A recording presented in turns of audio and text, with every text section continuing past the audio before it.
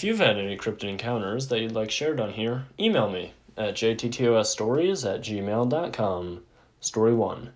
So, I live in a very quiet country that a lot of people don't even know about, and where nothing really happens. It's a Saturday night, or rather Sunday morning last summer. My best friend and I are walking back to my place, where she would be sleeping over after a night of partying in the city. It seems like the usual walking home routine. Everything is quiet, and the city is asleep, except for a few cars who pass us on the way.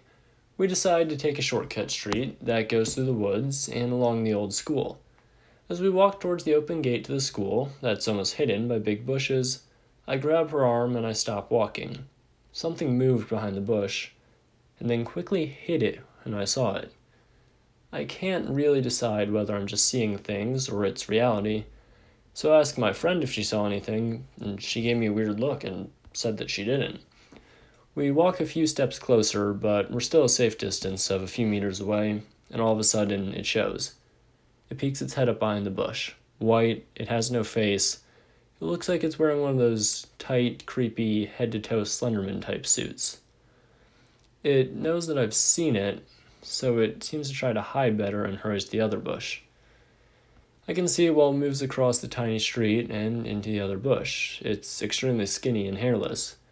All of its bones are clearly showing, and it has a very hunched back. Its way of moving I can really only compare to a gorilla, but smoother and more abnormal. It peeks its head up from the bush a couple times, and I quickly grab my friend and we run the other way as my heart is racing and tears are streaming down my face. I don't think I've ever felt that kind of true fear before. And the weirdest and most uncomforting thing is that my friend never saw the thing. For a couple months, I've just brushed it off as some weird dude who had dressed up and liked to scare people. But a couple of days ago, I unintentionally came across this link on the internet about a creature. The rake. I had never heard of it before, but I'm very sure to this day that it was the rake, even though I couldn't see its face in the early morning darkness.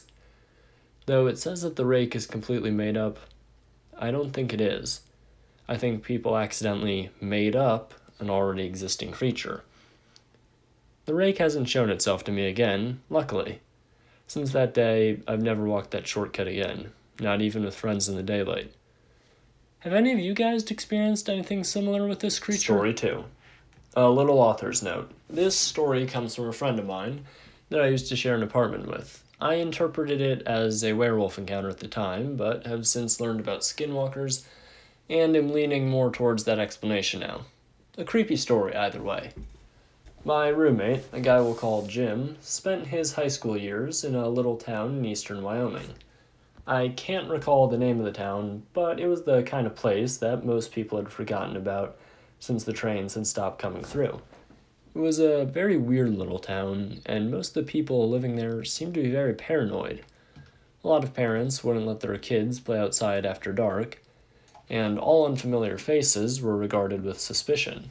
Since the town was miles away from the nearest McDonald's or movie theater or shopping mall, there wasn't much for young people to do, except for maybe party, and that's what Jim and his friends were planning to do on the night that this story takes place. A fellow classmate was having a party at his parents' house that night, which was 20 miles out of town on a dirt road somewhere. Jim had reservations about driving out there in the dark because that general area was known to be sort of creepy at night, but his friends really wanted to go, and he was the only one with a car. So after some coaxing, Jim and about 5 of his friends pile into his Buick and head out of town. About half an hour later, they realize that they're lost.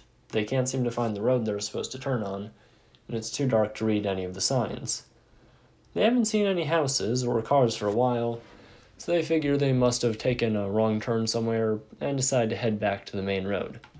After turning the car around and driving in the opposite direction for a few miles, Jim spots something in the middle of the road up ahead. His friend in the passenger seat notices it at the same time and says, "What on earth is that, dude?" At first, they can't tell what they're looking at, but as the car draws nearer to the big black shape in the middle of the road, it starts to look like a massive fur. Jim thinks it must be an animal, but it looks big enough to do damage to his car, so he slows down and stops the car about 20 feet away from the thing.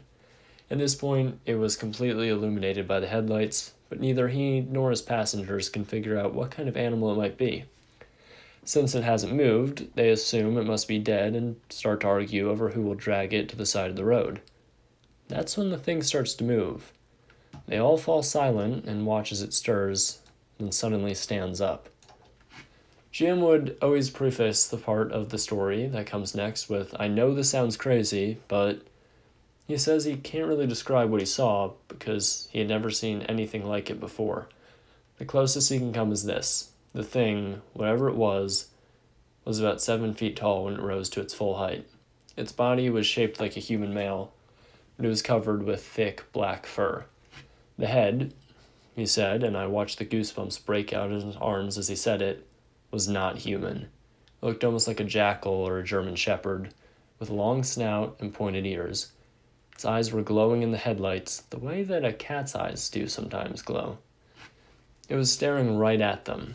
Jim doesn't know how long he stared back at the thing before he noticed that it was clutching a dead rabbit in one of its enormous hands.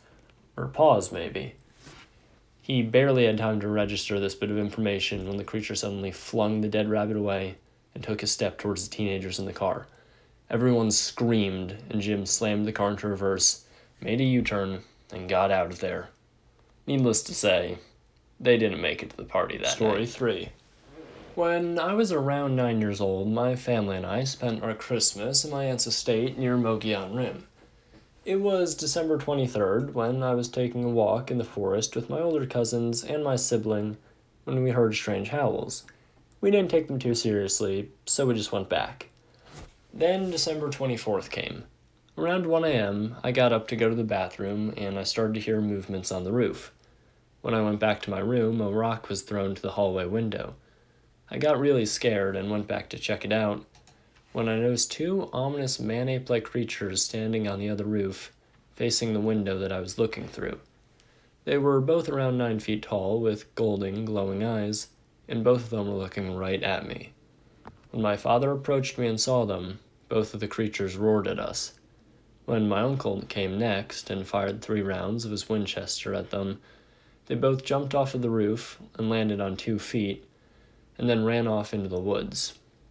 This incident showed me that there are things in this world we are unaware of, and it's what made me study the legendary being known as the Sasquatch.